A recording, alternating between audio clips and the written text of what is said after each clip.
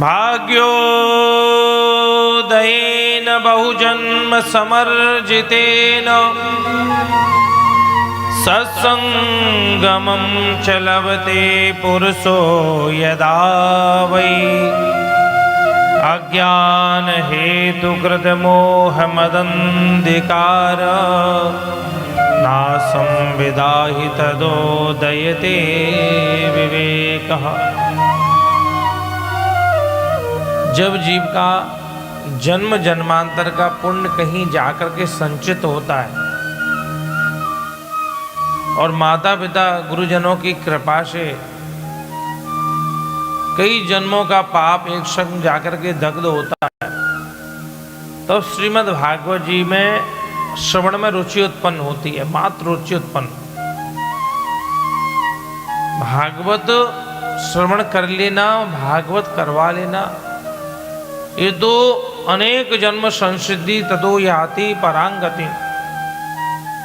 कितने जन्मों का पुण्य एक साथ उदय हुआ, तब जाकर के सुअवसर हुआ। देखो भैया, भागवत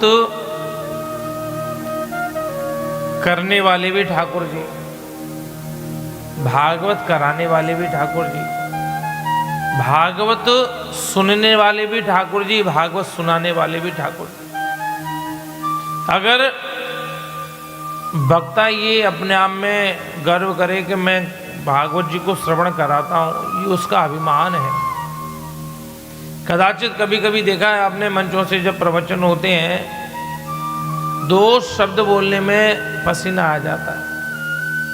यहाँ 3 घंटे 4 घंटे अनवरत कब बीत जाते हैं, समय का बहाना ही नहीं रहता है। ये श्री ठाकुर जी की बड़ी महती अनुकंपा कृपा से है। और अगर कोई सोचे कि हम कथा सुन ले,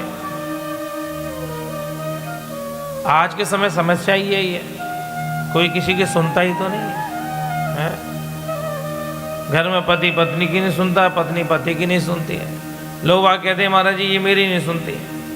लेकिन देखो ठाकुर जी की बड़ी कृपा है, कोई किसी की सुने ना सुने 3 घंटे हमें तो सुनते हैं। ये माताओं की बड़ी कृपा है हमारे ऊपर।